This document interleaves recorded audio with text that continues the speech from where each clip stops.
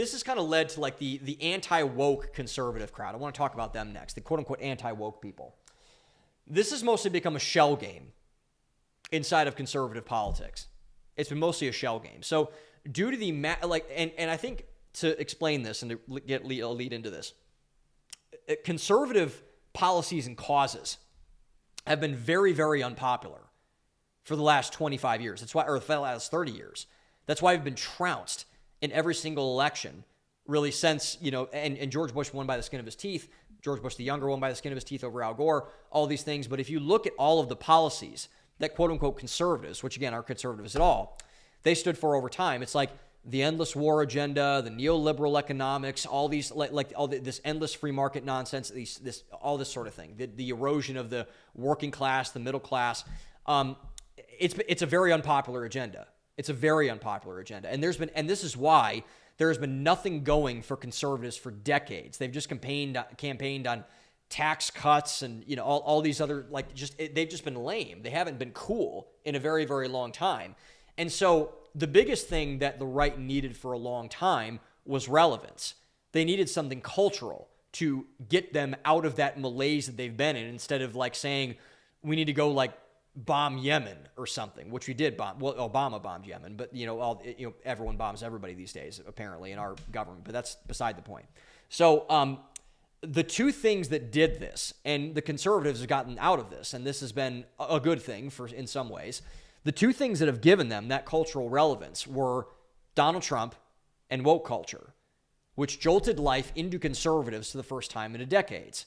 And so when Donald Trump came along, and when the left started going bananas in terms of all of their social issues and all these things about I can have 75 genders and I can cut the body parts off my child, it's just whoa, that's kind of a wild thing to say.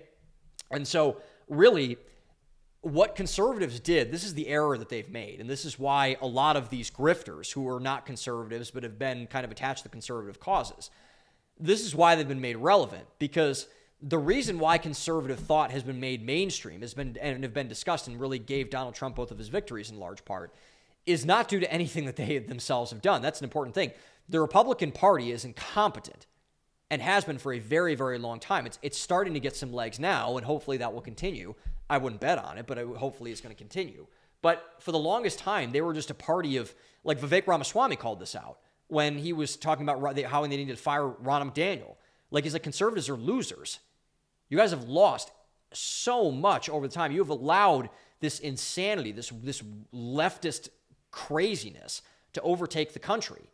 And so instead, what they have done is not made themselves better.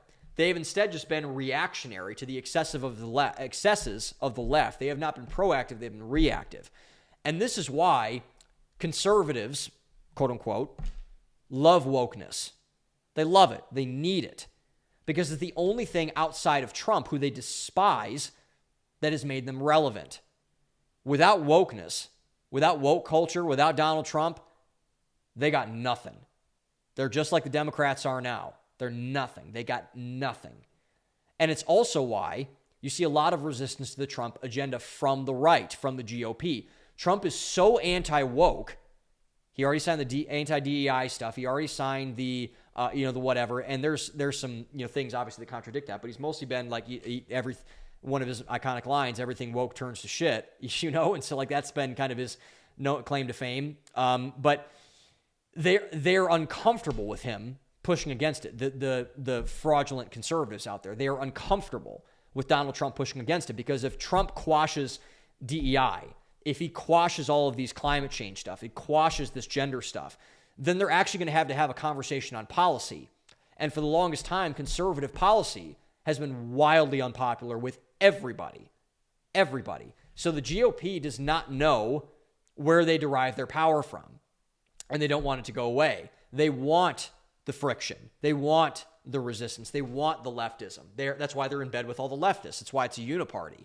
Because they know without woke culture, they will shrivel and die.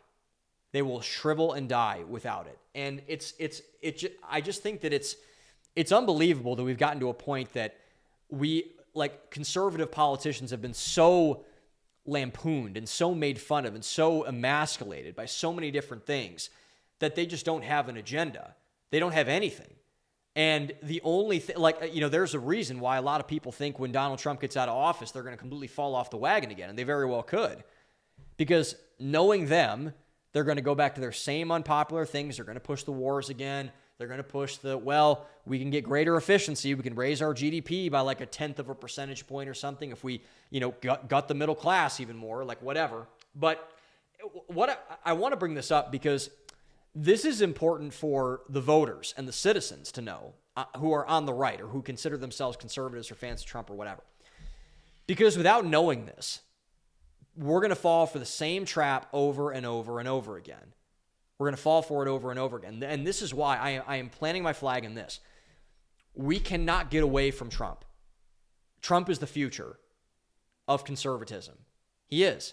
And if you call yourself conservative and you don't align with Donald Trump, I would question whether you're conservative or not. Because like I said earlier, to get away from Trump and his agenda would be to fall into a compromised and controlled opposition version of quote-unquote conservatism, which is not really conservatism at all in any sense of the word, like I mentioned earlier. You're not a conservative if you follow neoconservative foreign policy, for example. You're not a conservative if you're a fan of neoliberal economics, for example. It's a leftist position. It is. And it's an imperialistic position. That's not a conservative position. It's not what the founders wanted. It's not. Read the Constitution. Read the Declaration of Independence. Read the Federalist Papers. Don't spread yourself too thin around the world. That's not a country. That is an empire, both on the economic side and the war side. So this clinging to wokeness needs to die, and I'm glad that it's dying, at least in part, but we cannot die with the woke stuff. We can't do it. So the only thing we need to do is lean into the picture and the future and the vision that Trump has created. And the other side, and the other people who are quote-unquote conservatives, we need to leave them in the dust. They've missed the boat. Might as well just kick them over the other side at this point. They're no good for anything else.